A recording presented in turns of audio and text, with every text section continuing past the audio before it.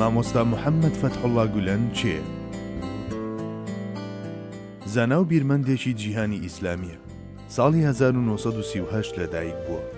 بە درێژایی ژیانی خەریکی نووسین و وتار و ئامۆژگاری بووە. زیاتر لە 70 کتێبی هەیە کە وەرجێردراون بۆ سەر زیاتر لە 40 زمانی جیهان. هەر لە سەرەتای لاویەتیەوە بەوە ناسراوە کە توانایەکی بێوێنەی هەیە لە دروستکردنی کاریگەری لەسەر گوێگرانی. لەم ڕێگایەشەوە گوێگرانی بانکێشت کردووە بۆ ئەوەی چی لە توانایاندا هەیە بیکەن لە پێناو فێرکردن و پەروەردەکردنی نەوەی نوێدا. کاریگەری گولەن سنووری تورکیای تێپەڕاندووە و قوتابیەکانی بە زیاتر لە 170 وڵاتی جیهاندا بڵاو بوونەتەوە.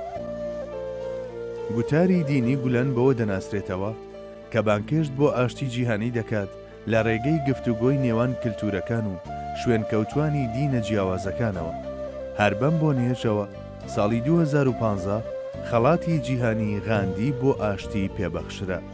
هەروەها گۆڤاری فۆرین پۆلەسەی ئەمریکی لە ڕاپرسێکی هاوبەشدا کە لەگەڵ گۆڤاری پرۆسپێکتی بەریتانی ئەنجامی داوە لە ساڵی 2008 گولەن بە یەکێک لە هەرە کاریگەرترین کەسایەتیە جیهانیەکان ناو دەبات. خزمەت چییە؟ خزمەت بزاوێکی مەدەنی پەروەردەیی و کۆمەڵایەتیە کە لە ساڵی 1966 لەسەر بنەمای بیر و بۆچوون و ئیجتیهادی بیرمەندی تورکی محەممەد فەتحوڵڵا گولەن لە تورکیا سەری هەڵداوە. بەهۆی کار و چالاکیەکانی بزاوەکەوە کە لە چوارچێوەی خزمەتی مرۆڤایەتیدا خۆی دەبینێتەوە لە بواری پەروەردە و فێرکردندا ناوی خزمەتی لێنراوە. یەکەمین دامەزراوەی فەرمی بزوتنەوەکە کە لە ساڵی 1974دا لە شاری ئێزمیر کراوەتەوە بریتی بووە لە بەشە ناوخۆی یەک بۆ خوێندکارانی زانکۆ کە لە ژێر کاریگەری بینی مامۆستا فەتحوڵڵا گولەندا کراوەتەوە و دواتریش بڵاو بۆتەوە بە هەموو تورکیادا. لە ئەمڕۆدا خزمەت بە یەکێک لە بەربڵاوترین بزوتنەوە مەدەنیەکان هەژمار دەکرێت. لە سەرەتای ساڵانی 90ەکاندا بەهۆی ئەو بۆشاییەوە کە پاش هەڵوەشانەوەی یەکێتی سۆڤیەت لە وڵاتی ئاسیای ناوەڕاستدا لە بواری پەروەردە و فێرکردن و بازرگانیدا دروست بوو، چالاکوانانی خۆبەخشی نێوبزاوی خزمەت بە تایبەت مامۆستایان و بازرگانان خۆیان گەیاندە ئەم وڵاتانە و وڵاتانی بەڵقان. لە ماوەی چارەکە سەدەیەکدا بەهۆی ئەو سەرکەوتنانەوە کە تۆماری کردن، بزاوی خزمەت توانی بڵاو ببێتەوە بە زۆربەی وڵاتانی جیهاندا کە لە هەر 5 کیشوەرەکەدا بە جۆرێک کە ئەمڕۆ خزمەت بەرنامە و چالاکی پەروەردەیی و کلتوری و چەندەها چالاکی تری هەیە لە زیاد لە 170 وڵاتی جیهاندا. پەیامی خزمەت چییە؟ هەروەک لە بیر و کتێبەکانی مامۆستا فەتحوڵڵا گولەندا ڕوون و ئاشکرایە کە بە درێژایی 40 ساڵی ڕابردوو بڵاو بوونەتەوە، دەتوانرێت پەیامی خزمەت کورد بکرێتەوە لە بنیادنانی مرۆڤ و ئامادەکردنی لە بوارەکانی پەروەردە و فێرکردن و بیرکردنەوەدا بۆ ئەوەی بگاتە ئاستێک بتوانێت خۆی خۆشبەخت بکات، یارمەتی کەسانی تر بدات، کۆمەڵگەکەی ببوژێنێتەوە، وڵاتەکەی بەرەو پێش بەرێت و تێر بکرێت لە بەهاکانی پێکەوە ژیان و گفتوگۆ و ببێتە بنیادنەری ئاشتی لە جیهاندا.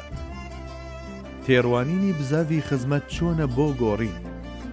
بە کورتی، خزمەت بۆ گەیاندنی پەیامەکەی جەخت لەسەر قوڵایی مەعنەوی و لایەنی شارستانی کۆمەڵایەتی مرۆڤ دەکاتەوە بە جۆرێک کە تێکەڵاوی سیاسەت نابێت، لەبەر ئەوەی هەوڵدان بۆ گرتنەدەستی دەسەڵات بە ڕێگایەکی گونجاو نازانێ بۆ گەیشتن بە ئامانجە گەورەکانی کە خۆیان لە هەوڵدان بۆ بنەبڕکردنی 3 دوژمنی جیهاندا دەبیننەوە، ئەوانیش بریتین لە نەزانی، هەژاری و دووبەرەچی. لە ڕێگای پەروەردە و فێرکردن و چالاکی بازرگانی و هاوکاری مرۆیی و جەختکردنەوە لەسەر گفتوگۆ لە سەرانسەری جیهاندا هەوڵ بۆ بەدیهێنانی ئەو ئامانجە دەدات. ئەو ڕێگایانە چین کە بزاوی خزمەت دەیانگرێتە بەر بۆ گەیشتن بە ئامانجەکانی؟ ئەو ڕێگایانەی کە بزوتنەوەی خزمەت دەیانگرێتە بەر بۆ گەیشتن بە ئامانجەکانی خۆیان لە کۆمەڵێک کاری ئیجابی بنیادنەر دەبیننەوە کە بریتین لە پەروەردە و فێرکردن لە ڕێگەی کردنەوەی قوتابخانە و زانکۆ و بەشی ناوخۆیی و ناوەندی پشتگیریکردنی خوێندن، ڕاگەیاندن و بڵاوکردنەوە و کلتور و هونەر لە ڕێگەی کردنەوەی دەستگای چاپ و پەخشی کتێب و دەرکردنی ڕۆژنامە و گۆڤار و ڕێخستنی کۆنفرانس و سیمینار و پێشانگا و فیستیڤاڵی هونەری و کلتوریەوە کە چەند ڕێگایەکن بۆ یەکتر ناسینی میلەتان و پیتاندنی کلتورەکان. بەرنامەگەری گفتوگۆ لە هەموو بوار و بابەتە جیاوازەکاندا لە نێوان هەموو لایەنە جیاوازەکاندا لە سەرانسەری جیهاندا. چالاکی بازرگانی بەهاندانی خەڵک بۆ بەدەستێنانی سەرمایە و هاوکاریکردنیان بە زیادکردنی تەجروبەیان لەم بوارەدا تاوەکو بتوانن یارمەتی کەسانی خاوەن پێداویستی بدەن و لە بواری پەروەردە و فێرکردندا وە بەرهێنان ئەنجام بدەن. فریاگوزاری و هاوکاری مرۆیی بە جۆرێک کە چالاکیەکانی ڕێکخراوی کیمسەیۆکم و کە لەلایەن خۆبەخشانی بزوتنەوەکەوە دامەزرێنراوە گەیشتۆتە زۆرێک لە وڵاتانی ئاسیا و ئەفریقا و ئەمریکای باشوور. سیمای جیاکەرەوەی ئەو ڕێکخراوانەی کە ئەم چالاکیانە ئەنجام دەدەن لەوەدایە کە بە تەواوی سربەخۆن و هیچ پەیوەندیەکی ئۆرگانی لە نێوانیاندا نییە، بەڵام هاریکاریەکی کراوە لە نێوانیاندا هەیە. هەموو ئەم ڕێکخراوانەش بە ئیلهام وەرگرتن لە بیری مامۆستا فەتحوڵڵا گولەن کراونەتەوە. خاوەنداریەتی ئەم ڕێکخراوانەش دەگەڕێتەوە بۆ کەسانی خۆبەخشی نێو بزوتنەوەکە یاخود بۆ ڕێکخراوەکانی کۆمەڵگەی مەدەنی سربەخۆ یان کۆمپانیای تایبەت کە لەلایەن خۆبەخشانی بزوتنەوەکەوە دامەزرێنراون. دەستکەوتەکانی بزاوی خزمەت چین؟ ژمارەی ئەو خوێندنگەیانەی کە لایەنگرانی بزاوی خزمەت لە ناوە و دەرەوەی وڵاتی تورکیا کردویانەتەوە دەگاتە نزیکەی 3000 خوێندنگە و نزیکەی 30 زانکۆ لە چەند وڵاتێکی جیاوازدا. ساڵانە هەزارەها خوێندکار لەو خوێندنگە و زانکۆیانە دەردەچن و لە خۆیاندا هەردوو چەمکی زانست و ڕەوشتیان جەم کردووە و هەڵسوکەوتی ئاشتیانە و قبوڵکردنی بەرامبەر و ژیانێکی ئەرێنی لە ناخیاندا چەسپاوە. لە کاتێکدا ئەو خوێندکارانەی کە لەم دەستگایانەدا دەخوێنن خاوەن ناسنامە و ڕەچەڵەک و دین و تایفەی جیاوازن لە سەرانسەری جیهاندا بە جۆرێک کە ئەم دەستگایانە وەک دوورگەی ئاشتی لە دنیای شڵەژاودا ناو دەبرێن، بە تایبەت لەو شوێنانەدا کە جەنگ و گرژی و ئاڵۆزی باڵی کێشاوە بەسەریدا.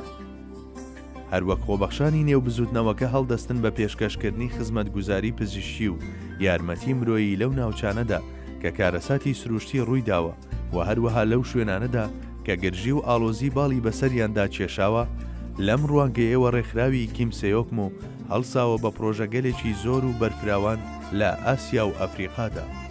لە ئێستادا لە تەنیشت چالاکیە بازرگانیەکانیدا کە هەڵدەستێت بە چالاکردنی پەیوەندی نێوانکەرتی پیشەسازی و پیاوانی کاری تورکیا لەگەڵ جیهاندا لەگەڵ چالاکی فێرکردنی زمانە جیاوازەکان و پرۆگرامی ناساندنی شارستانیەت و کللتوری کۆمەڵگە جیاوازەکان لە سەرانسەری جیهاندا. بزاوەکە وەک نمونەیەکی پێشەنگ تەماشا دەکرێت لە بواری چەسپاندنی ئاشتی جیهانیدا لە ڕێگەی گفتوگۆی نێوان ئاین و کللتورە جیاوازەکانەوە و لەم بوارەدا خاوەن تەجربەیەکی پێشەنگ و سەرکەوتووە کە وڵاتان و دام و دەستگا پەیوەنددارەکان ئیلهامی لێوەردەگرن. پرسیارە زۆر دووبارەکان دەربارەی خزمەت. پەیوەندی مامۆستا فەتحوڵڵا گولەن و شوێن کەوتوانی و خۆبەخشانی نێو خزمەت بە مامۆستا سەعیدی نورسیەوە بریتیە لە خۆشەویستی و ڕێز و پێزانین بۆ مامۆستا نورسی و خوێندنەوەی پەیامەکانی نور و سوود وەرگرتن لێیان، بەڵام بەکرانەوە بەسەر زانایانی تردا هەر لە دێرزەمانەوە تا دەگاتە ئەمڕۆ و سوود وەرگرتن لە هەمویان وەک مەولانە جەلالەدینی ڕۆمی و زانایانی تریش. پەیوەندی خزمەت بە سیاسەتەوە. سەرڕای ئەوەی کە خزمەت خۆی بە دوور دەگرێت لە ڕۆیشتە ناو سیاسەت و بربەرەکانێکردن بۆ گرتنە دەستی دەسەڵات بەهۆی دووری سیاسەت لە ئامانجە گشتگیریەکانی خزمەتەوە کە خۆی لە بنیادنانی مرۆڤ و ئاشتی جیهانیدا دەبینێتەوە، بەڵام ڕەخنە لەوانە ناگرێت کە خەریکی کاری سیاسین بە مەرجێک کە بەها ئاینیەکان بەکار نەهێنن لە پێناو دەستکەوتی سیاسی تایبەتدا و لەبەر ئەوەی بزوتنەوەی خزمەت باوەڕی بە ئازادی سیاسی و مافە دیموکراسیەکان و ئاڵوگۆڕی ئاشتیانەی دەسەڵات هەیە، زۆرێک لەوانەی کە باوەڕیان بەم مەبدەانە هەیە لە چەند ساتێکدا خۆیان بە نزیک لە خزمەت دەزانن، بەشداری لە بەرنامەکانی بزوتنەوەکەدا دەکەن و بانگەشە بۆ چالاکیەکانی دەکەن بەبێ ئەوەی کە خزمەت هیچ ڕێگێکی سیاسی دیاریکرا وەربگرێت و خۆبەخشانی پەیوەست بکات بە هیچ لایەنێکی سیاسی دیاریکراوەوە. لە هەمان کاتدا بزاوی خزمەت بڕوای بە شەفافیەتە، بۆیە هەموو ئامانجەکانی و پرۆژەکانی و ئەو دامەزراوانەی کە لە تێڕوانینی بزاوەکەوە سەرچاوەیان گرتووە هەمویان ئاشکران و هیچ شتێکی بۆ شاردنەوە نییە. سەبارەت بە هەڵوێستی بزاوەکە بەرامبەر بە توندوتیژی بە درێژایی مێژووی 50 ساڵەی بزاڤەکە هیچ کەسێک کە هەڵگری بیر و باوەڕی بزاڤەکە بێت تێوە نەگلاوە لە هیچ کارێکی تونند و تیژیدا. لەبەر ئەوەی تونند و تیژی شتێکە پێچەوانەی پەیڕەوی بزاڤەکەیە لا پەروەردەکردن لەسەر بنەمای ئاشتی و پێکەوە ژیان، وا دژ دێتەوە لەگەڵ ئەو تێڕوانینەی بزاڤەکە کە ناکرێت تیرۆرزم مسلمان بێت و هەروەها ناکرێت مسلمانیش تیرۆرز بێت.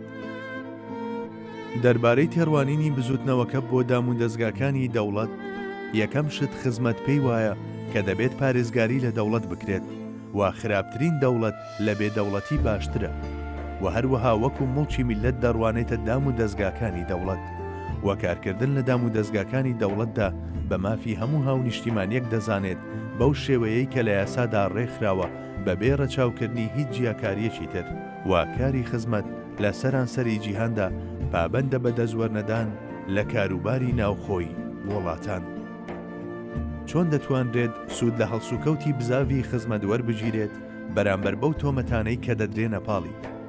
خۆبەخشانی خزمەت تووشی هەلومەرجێکی زۆر قورس و سەخت و نالەبار و جۆرەها زوڵم و ستەمبوونەوە بەهۆی ئەو بانگەشە ناڕەوایانەی کە ئاراستەی بزوتنەوەکە کران و هەروەها بەهۆی ئەو ئیفتیرا و بوختانانەوە کە گوایە خزمەت لە پشت هەوڵی کودەتاکەی 15 تەمووزەوەیە. ئەم بارودۆخەی کە بەسەر بزاڤەکەدا هاتووە بەشێکی وەک تاقیکردنەوە وایە بۆ ڕوانین لە هەڵسوکەوتی بزاڤەکە لە دژوارترین قۆناغی مێژوویی بزاڤەکەدا.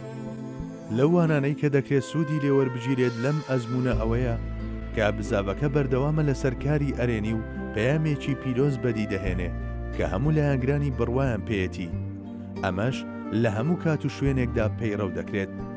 وانەیەکی تر بریتیە لە سووربوون لەسەر ڕێڕەوی ئاشتیانە سەرەڕای ئەو حاڵەتە زۆر قورس و گرانەی کە بەسەری داهاتووە و بڕوای پێیەتی و هەمیشە بانگەشەی بۆ دەکات و پەلچێش نەبوونە بۆ ناو هیچ جۆرە ململانەیەکی سیاسی و تونند و تیژ ئامێز و هەروەها پابەندبوونی ڕەها بە یاساوە لەلایەن بزاوی خزمەتەوە لە بەرامبەر ئەو زوڵم و ستەمەوە کە لە بزوتنەوەکە دەکرێت و سووربوون لەسەر وەرگرتنەوەی حەق و ماف لا ڕێگەی دامەزراوە شەرعیەکانی دەوڵەتەوە وانەیەکی زۆر ڕوون و ئاشکرایە لەم بارودۆخە ناهەموارەدا.